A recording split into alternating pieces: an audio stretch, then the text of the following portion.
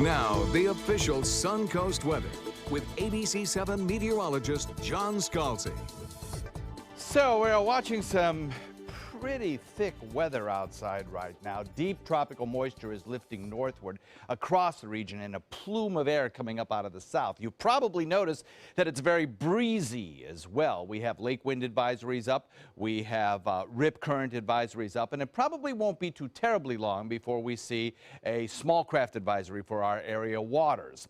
All of this meaning that the jet of air coming up out of the south is producing not only a sheared environment or a spin in the atmosphere, but it's also supplying lots of moisture to the area.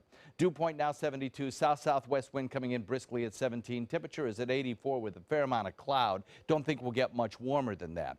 So with all this moisture in place, and I know it sounds counterintuitive, but if you put a lot of water into air, that air is actually lighter and fluffier, believe it or not. And it lifts easier than dry air, which is heavier and wants to sink.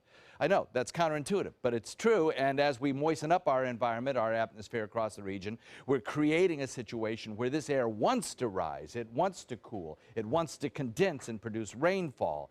And it's going to produce a lot of rainfall over the course of the next 36 hours or so. 85 degrees in Wauchula, 86 degrees in Arcadia, Mayaca, 86 degrees in Parrish, Bradenton, Lakewood Ranch. Pretty similar uniform temperatures. 84 in Venice, 83 Inglewood, 82 Longboat Key. Across the region, we have a frontal boundary that is kind of stalled out along the deep south. Little areas of low pressure rapidly moving across that region. And another frontal boundary located to the north, which is eventually going to kind of merge with this system and push southward through our area, bringing a whole lot of rain our way, probably by tomorrow afternoon into tomorrow evening. The high-pressure ridge that has provided us with our very dry, sunny conditions has been nudged southward by these approaching fronts, and that accounts for our southwesterly wind flow in advance of this frontal boundary. Now, the thing is that with this moist air in place that wants to rise and that jet of southerly air kind of wanting to spin the atmosphere, all of those things can combine together with some very strong upper level winds, 120 knot winds coming across the region by tomorrow afternoon. It creates a situation where there is a potential for severe weather.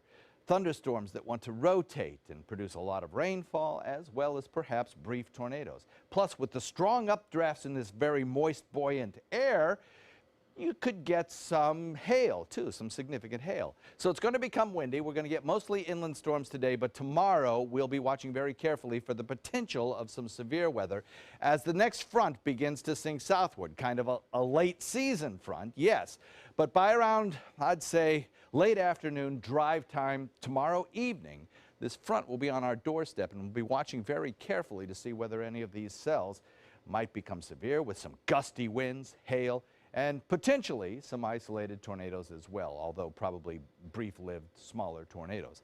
But the whole line is probably going to organize itself as a squall line and move through here fairly rapidly, but there'll be some on and off showers and the potential for some stronger storms right through about dawn on Thursday when the front actually moves through. And then we'll be in for a prolonged period of lovely weather. It's just that one little window of time when we're going to have to watch very carefully.